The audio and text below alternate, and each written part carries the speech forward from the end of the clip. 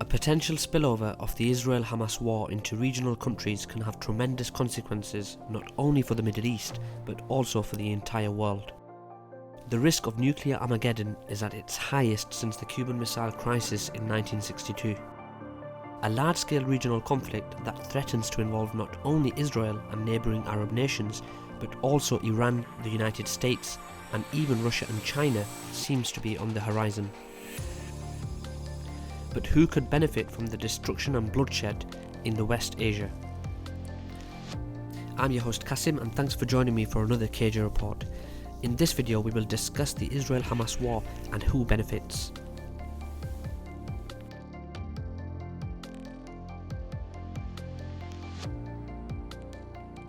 The very nature of the decades-old Israel-Palestine conflict suggests that it can unlikely be resolved by diplomacy and peacekeeping tactics. The two-state solution that envisions an independent state of Palestine alongside the state of Israel west of the Jordan River does not seem to be a realistic outcome of the war that Hamas launched by attacking Israel and kidnapping Israeli troops and civilians. From the militant group's point of view, such an action was a reaction to Israeli oppression of the Palestinian people and to the Jewish state's apartheid against Palestinians. Indeed, Gaza is often portrayed as the world's largest open-air prison, while Palestinians in the West Bank, according to Amnesty International, continue to face Israel's domination, fragmentation and segregation. Israel, on the other hand, sees Hamas as a terrorist organisation that is not interested in any form of coexistence with the Jewish state. As such, from an Israeli perspective, it should be neutralised, while the Gaza Strip, or at least its northern parts, should be under the Israeli de facto control. Rumours are flying that Hamas's so-called surprise attack on Israel, which included thousands of armed Palestinian fighters breaching a border security fence and indiscriminately gunning down Israeli civilians and soldiers, was simply allowed to happen. Whether it is true or not, Israel now seeks to resolve the conflict in its favour and to create a new geopolitical reality in the Middle East, but will it succeed? In order to achieve a strategic victory in the Gaza Strip, the Israeli Defense Forces had to launch a full-scale ground invasion of the Palestinian enclave. That was easier said than done, given that Hamas seems to be willing to fight until the end and some 2 million people living in Gaza are unlikely to ever accept Israeli occupation. More importantly, the group has demonstrated that it has the capacity to significantly damage Israel, although without open and direct help from other regional actors, it has zero chance to win the war. It is not a secret that the Jewish state considers Iran rather than Hamas to be its greatest enemy. For Israel, the Iran-backed Hezbollah operating in southern Lebanon is its most immediate military threat. It is widely believed that Hezbollah has a capability to operate inside Israeli territory and take control of a town or a piece of land in northern Israel. The Shia group, however, is unlikely to launch such an operation in the near future, fearing of an Israeli harsh response and a complete destruction not only of southern Lebanon but also of Beirut.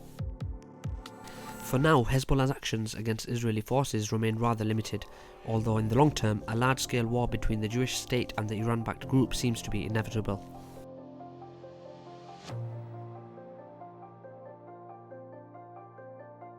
At this point, however, no major actor seems to be interested in such an escalation of the conflict. The United States, Jerusalem's major backer, likely seeks to get firm guarantees from Iran that Hezbollah will not intervene and attempt to spoil Israeli plans in Gaza.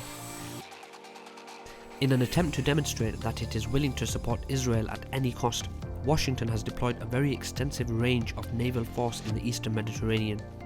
While Israel warns Iran that it will attack Tehran if Hezbollah tries to defend Gaza by launching a ground operation in the north.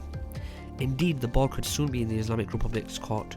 In the coming weeks and months, it will be clear if Iran's warning of the possibility of expanding the scope of war and conflict to other fronts is just part of its empty rhetoric, or if Tehran really has red lines and is determined to take serious actions if its arch-enemy Israel crosses them.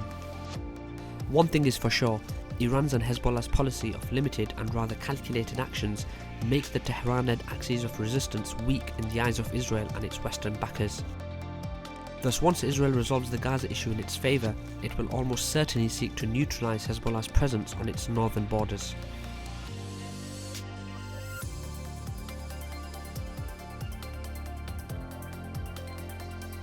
Iran, under the current circumstances, seems to be benefiting from the Israel-Gaza war.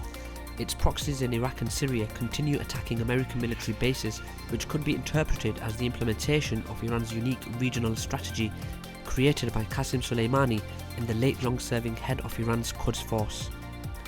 Although Iran-backed militias' strikes on American military infrastructure is rather limited, such actions portray Tehran as the only regional power who can threaten Washington's interests in the Middle East. At the same time, Tehran's policy strengthens the Islamic Republic's role in the Muslim world. Quite aware of that, Turkish President Recep Tayyip Erdogan aims to present Ankara as the major protector not only of the Palestinian people, but of the Muslims in general. His increased pro-Hamas and anti-Israel rhetoric serves to improve Turkish positions in the region. However, given that Turkey, unlike Iran, has recognized Israel and has developed a strong security and economic cooperation with the Jewish state, its credibility in the Arab world remains questionable. As a NATO member and a major American ally, Ankara is not expected to take any steps that could harm Washington's interests in the Middle East, which means that in case of an escalation of the Israeli-Hamas conflict, Turkey is unlikely to provide any serious assistance to the Palestinians. Still, as a pragmatic leader, Erdogan will almost certainly continue pursuing policy that will have a positive impact on the image of Turkey in the Muslim world.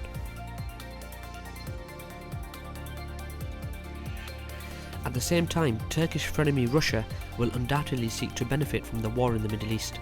The recent developments in Israel and Gaza have already affected Ukraine's position in the global media. The Eastern European country has already faded into the background amid the situation in West Asia. Kyiv is losing media attention and the support of some of its allies, whilst the Russian military seems to have managed to consolidate its position and even regain the initiative. Russia appears to have launched a renewed offensive against Ukrainian troops on several sections of the 600-mile front line.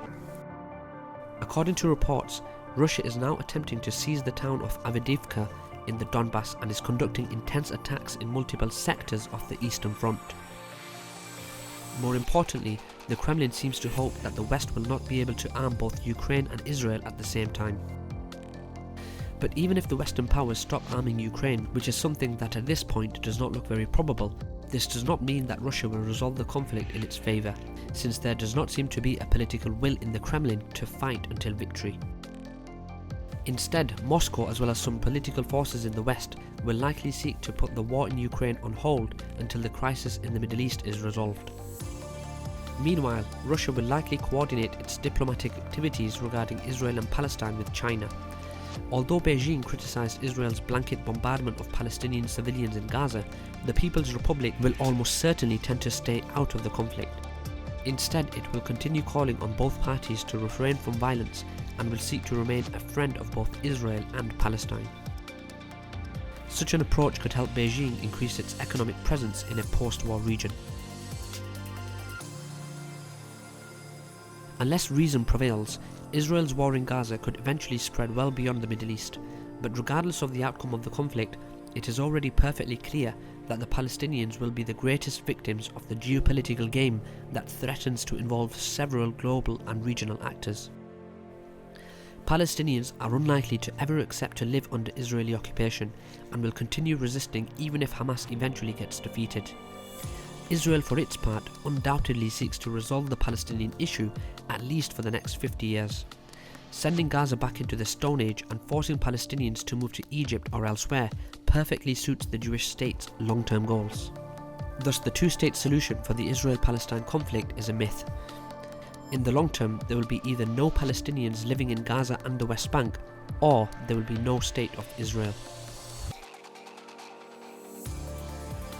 That's all for today. Thank you for watching another KJ Report, and I hope you tune in next time. Please subscribe to our channel and turn on the alerts to be the first to receive our geopolitical reports.